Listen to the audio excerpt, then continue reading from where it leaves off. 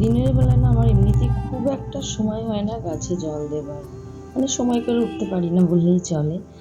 আর সন্ধেবেলা বেশিরভাগ দিনই সন্ধে টন্ধে দিয়ে বা রাত্রির দিকে গাছে জল দিই।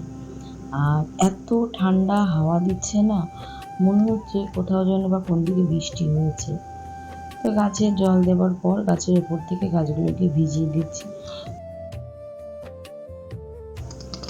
তার কারণ এখন এত রোদ হচ্ছে, উপর থেকে একটু জল না দিলে গাছের পাতাগুলো একটু কেমন জানি না হলুদ হয়ে যাচ্ছে। সকালবেলা দিলেই ভালো হয়, কিন্তু সকালে সময়ও ওঠে না। প্রত্যেক দিনই ভোরবেলা উঠে মেয়ের খাবার করা, টিফিন করা থাকে।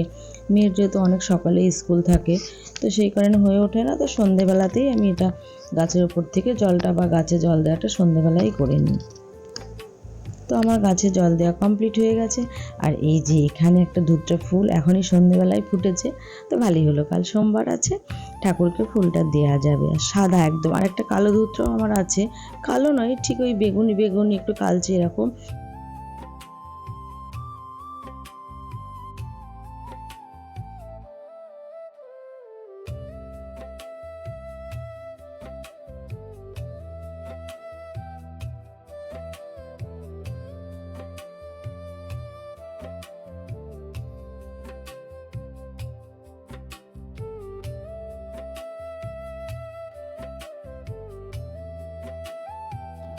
আর এদিকে এই যে সন্ধ্যাবেলা এখন নুন ছোলা বা ছোলা মাখা যাই হোক কিছু একটা বলে, তো সেটাই এখন করছি।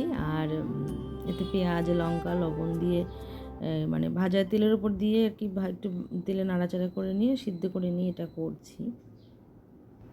এটা খেতে আমরা সবাই খুব ভালোবাসি, আর বিকেলবেলা যাকে একটু ভালোও লাগে।